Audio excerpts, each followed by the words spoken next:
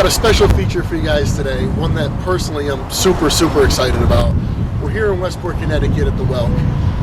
Whelk is one of 3 restaurants owned by chef and what I would call culinary genius, Bill Taibe. Now, Bill, aside from just being an incredible chef and cooking up some awesome tasting food, has a very unique outlook and philosophy when it comes to food and how he sources and just really his whole process. We're going to go inside, we're going to talk to Bill, and maybe he'll let us in his kitchen and see if we could snoop around a little bit. But check it out. Alright guys, we're here today in Westport, Connecticut at the Whelk with my friend Bill Taibe, chef, which I feel personally doesn't really live up to what he really does. I personally consider him food genius and pioneer in many ways. Reason we're here, Bill has a unique strategy when it comes to he handles several restaurants, and I'm going to let him tell you a little bit about his philosophy when it comes to food, because truth be told, I feel that a lot of it, from a nutritional aspect, has something very unique to offer. Bill, how long have you been, I guess technically, a chef? I don't know when exactly you make that distinction, but yep, yeah. So there's a big difference. Yeah, it's funny you say that. Modern day food, people they feel like they turn into chefs rather quickly. But I've been cooking my whole adult life. It's really the only thing I know professionally. It's the only thing that's ever paid my bills. So, about 18 years I've been in this business. A good strong 18 years. I've actually started as a chef, overseeing kitchen staffs at a pretty early age. At the age of 22 I kind of started managing kitchens. So through many years of struggles and figuring out how to be a chef, because there is a really big difference between being a cook and being a chef. Sure. In years of learning how to be a chef and as well as learning how to be a cook, I've kind of picked up my own formula and the way I like to do things, and over the last 6 or so years have had the opportunity to kind of start building my restaurants. And we have 3 of them. We have La Farm, which is down the street. We're sitting in the Whelk right now, and right down the road about a block away we have a new restaurant we opened called Kawani, which is a Japanese restaurant. Right. And really all 3 of them are just a sort of an example of how I look at food and like to build relationships. And how do you look at food? Well, really 2 ways.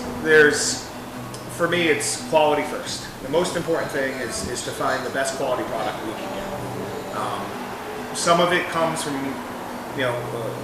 from pretty close and from neighboring towns or neighboring areas, and other stuff we have to source out, and it takes a little more time to get to us. But at the end of the day, number 1 is quality. That's what's most important. Secondly, is creating a relationship with the people that provide us with our food. That's really important. So all 3 restaurants, have kind of built up systems and people and relationships with people that we really love and believe in. And obviously, I mean that takes a lot of effort as opposed to just doing it the conventional way. Why is it worth the extra effort? Unfortunately, it doesn't happen a lot in restaurants, but for me, similar to anybody that has a trade or a craft, I take what I do very serious. Yeah. So my efforts are always as best as they can be, and I've learned over time, over the last, like I said, 15, 16, 18 years, that getting to know the people that provide my food and either raise the animals or growing or digging the vegetables, whatever, catching the fish, whatever it may be, I have a better chance of getting a better product when I get to know the people that are doing it, when I create a relationship with them. On top of it, there's a really great circular economy that comes from this. Sure. Supporting people you believe in and kind of recircling funds is an important part to me as well. I'm kind of a small town, small neighborhood type of guy. The big corporate global outlook is left for much smarter people than me. I kind of take an approach where I like tangible things. I like to be able to touch, feel, see. So that's been our approach with our restaurants. It's just know who we're getting from and know who we're buying from. And yet, it seems to be working. I mean, you have 3 restaurants which are just flourishing. Yeah. Maybe you know something that the bigger guys don't. Well, yeah, it's funny. The restaurant business now is pretty amazing. It's I think it's one of the largest growing industries in the country in the United States. It's amazing. It seems there's a lot of resources and effort going into the business. We're fortunate. We found a really good place, a really good home, Westport, to put our restaurants. Fairfield County, coming into Connecticut. So first we found just a place we love to be. The people we love. We love sort of supporting the local economy. We love servicing the clientele in the area. So for us, we come to work and we're happy to come to work because we like where we are. That's number one. But then secondly, I think the success of the restaurant is these sort of philosophies that we have. We not only do we know the people that are growing and raising the food, as I said before, but we take great pride in knowing the people that are coming and actually supporting us. And your philosophies obviously must resonate with the people in order for you to be a success. So it seems as if you feel very passionately, very strongly about something. You're putting a lot of effort into it. It's not going unnoticed. Right. Do you think that people are becoming more educated? They're paying more greater attention to their food, where it comes from. It seems that we went through a period over so many years where people just didn't care where the food came from, how it got there. It's food on a shelf or on a dinner plate, and it's just food. Right, absolutely. Yeah, we're smarter people, and I think we've begun to understand. And everything we do in evolution, we just get more equipped and more knowledge, and better suited to sort of fight the battles that are in hand. And food has become an important part of our culture. And as we know, as a new country, as a new society, only 200 and some odd years old, we weren't built on a culture of cuisine. We were built on immigrants that came from different places and created this melting pot of society. So what's happening now, which is really great, is America is sort of stabilizing itself as a culture. In comes a cuisine, and that's sort of influence from obviously immigrants from years and years past, but from regions as well, and what's available to people. And then it shows with the consumer. If we were in Italy right now, or if we were in France right now, these conversations wouldn't be special. This would be. This is life. Yeah. So here we are, fortunate, and what I love so much about the position I'm in as a chef and a restaurateur is I take part in a very small piece, but I'm taking part in sort of the production and the growth of a cuisine in this country. And it's really exciting. So, that's why we take it. I recognize that quite a while ago that this is a really special thing, and I'm in something special, so I take it very seriously. It's necessary. Yeah, it's necessary. Really important. I mean, and it's very inspiring. I know you don't prepare health food, so to speak. It wasn't your goal to open a restaurant with the aim of producing the healthiest food, but almost by default, you're sourcing and as you alluded to, quality. I almost notice a little bit of a parallel. Like, say, for example, if I go to the grocery store and I'm just going to buy fish, I don't know, it's probably previously frozen. It's probably been soaked in some type of solution. It probably contains chemicals that I'm not interested in consuming. There's butter in it. It's not diet food. But butter is a real substance. Yeah, what it is though is it's clean, and it's really good butter. It's really good olive oil. It's really good fat. And we cook. We cook with European technique. We cook with New American technique. And in that is substance. There's things in it, but the things we put into our food, the things we put into our final dish and our components they're clean items. And I think you're absolutely right. And that as time goes on, as a society, we're going to start to realize, and people are beginning to understand what this movement is about. It's not just about scraping down the bare bones and eating a cucumber on a plate because that's all that's healthy for us. You could put other stuff. It's how clean is the product. And seafood is a great example in trying to steer clear of items that might be high in mercury or other irons and other minerals that they're just overabundant and serve no real purpose in our bodies and our diets, and we do think of that stuff. I always say I am not your nutritionist. When people come in, and I'm on the board of the Westport Farmers Market as well. Obviously, there's a health conscious mind that goes along with that. But I'll have people that come in all the time and they'll eat our food, and and think it's so great. You're like, it can't be good for you. I'll be, well, I'm not your nutritionist. I'm not going to tell you if you should have ate that or if that's going to fit within your diet, but I can tell you whatever you just ate is really clean and it's about as good for you as it could be. It's real.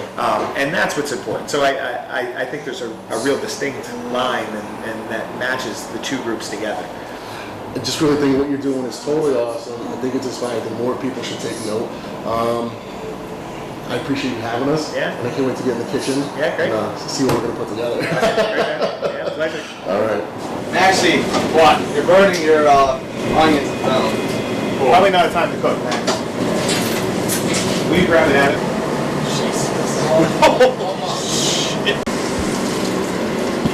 Touch this canola oil. I'll wait till it gets a little bit hotter. Okay.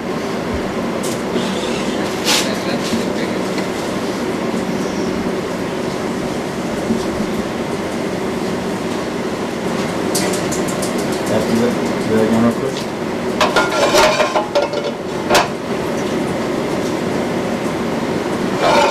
Off the heat. What this is doing is kind of giving it shape. Yeah, so we put it in the oil like that raw, it's just going to be like, you'll see it tightens up a little bit, it releases liquid, kind of give it the form of the octopus. Throw it into the oil raw like that, it's just going to like kind of dangle all over the place. You'll probably like intertwine, do weird stuff. Brutal. You could literally do nothing. They just stand in your plate.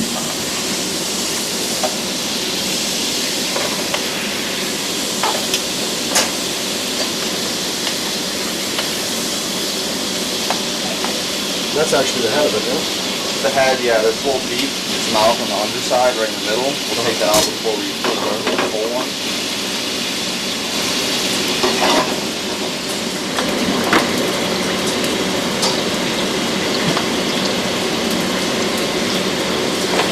It's probably a lot more subtle than if you were frying it with the garlic. Yeah, That's nice.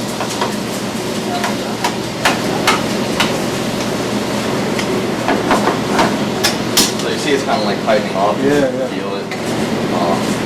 Feels a lot different than it did when you're holding it before.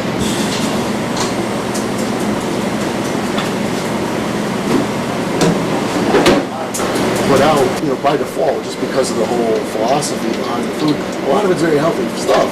Even though it may, some of it may be high in fat or high in, Right. whatever, it's all natural. It's not processed stuff. That's true. It's real stuff, Yeah. I mean, everything, mostly everything we do here comes, we cook from scratch. And Right. none of that stuff that comes out of cans, combined stores. So that's all the liquid that it comes out of these. That's one octopus. We But do. that's a little bitter, right? When it's like that, like reddish. It's kind of sweet and salty. Sweet and It's weird, yeah. Debated using it a few times. So oil is about where we want it temp-wise. Mm-hmm. Just about completely submerged. Throw a little piece of parchment paper put on top. That will keep it more submerged. Mm-hmm.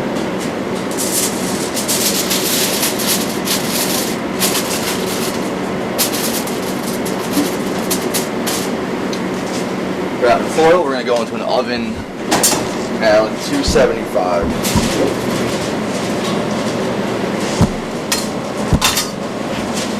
Alright, it's been a while. It's been almost a full hour. We're gonna pull this bad boy out and see what it looks like.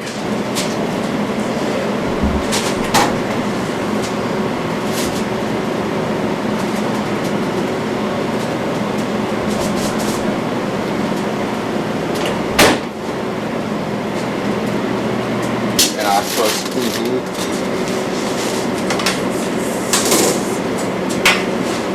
You can tell by looking at it, it's super tender. You want to like barely be able to pierce it with a knife here. Kind of like cooking potatoes, they'll feel soft with a sharp knife. Poke it like right around here. That's the toughest part, or the biggest part, longest cook time. Alright. Oh yeah. Subconscious kind of like having a heat-wise, how does like a really good grill at home. Scallions are pretty soft now, ready to go. Nice char on them. Want to do the honors. Go right onto the plate. want to throw the head where it belongs there? Somewhere right there, yeah. And you're on it. Either way.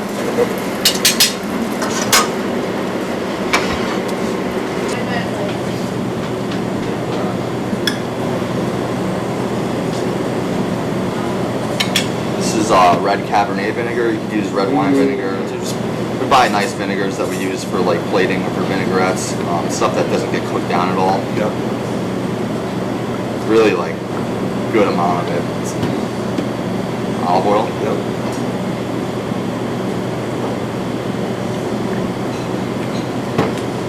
These are Casa Vetrano olives. I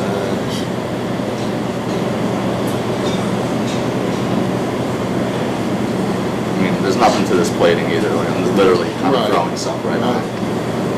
If you want to take that parsley, just go all over the place with it.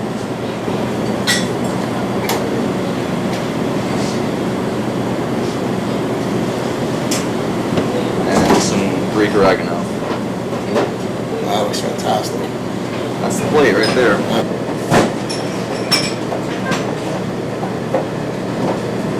So we just prepped this whole octopus. It looks awesome. You guys saw how it was prepped. Super, super clean. I gotta be honest with you. I mean, I'm 3.5 weeks out from the Arnold right now, and I'm gonna eat this right now. Let's do it.